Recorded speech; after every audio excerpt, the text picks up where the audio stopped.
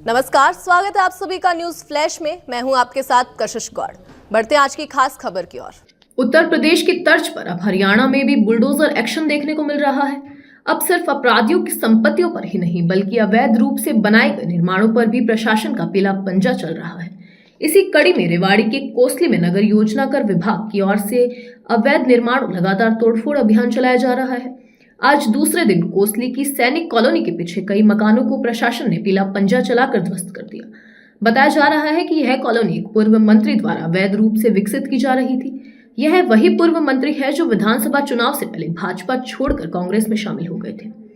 DTP की इस कार्रवाई से प्रभावित परिवारों में आक्रोश है।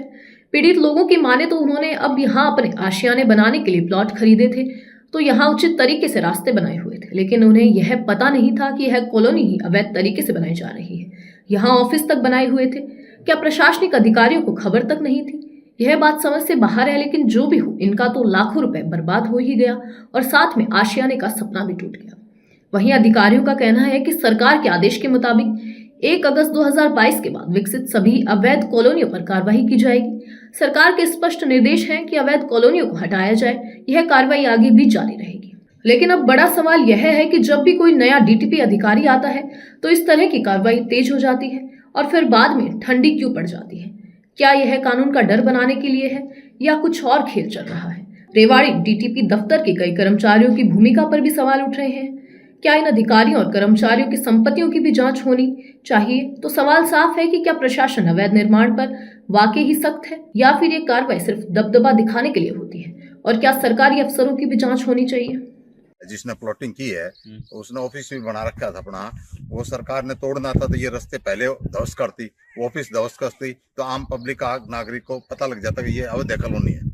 अब उन्होंने तो रास्ता देख करके ऑफिस देख करके इन्होंने प्लॉट ले लिया, अपना मकान बना दिया। इनके पास कोई सूचना नहीं, जबकि हमारे को इसके बारे में कोई जानकारी नहीं है। और जिससे हमने ये लिया वो भी यही बता रहा था, जैसे बसासत है यहाँ पे कंप्लीट आपने देख ही रहे होंगे, है ना। तो वो भी ये बोल रहा था कि इसी चक्कर में रास्ते निकले तो हमें यही प्लान उसी के सोचने के कारण हमें यहाँ पे चीजें लीरे बनाने का प्रोसेस किया। इसमें कम से कम 20 से 25 लाख रुपए इन्वेस्ट हो चुका टोटल। ये अभियान तो हमारा अभी अप्रैल 30 तक चलेगा।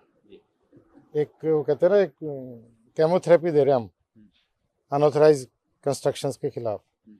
तो पिछले कई दिनों से अभियान हमारा रेवाड़ी में शुरू हो चुका है। रेवाड़ी था पहले, धारूहेड़ा, फिर बावल, आज कोसली। तो एक तरह से पूरे रेवाड़ी डिस्ट्रिक्ट में इस चीज़ का इम्पैक्ट दे रहे हैं हम। फिलहाल के लिए इतना ही। मुझे दीजिए इजाजत। नमस्कार।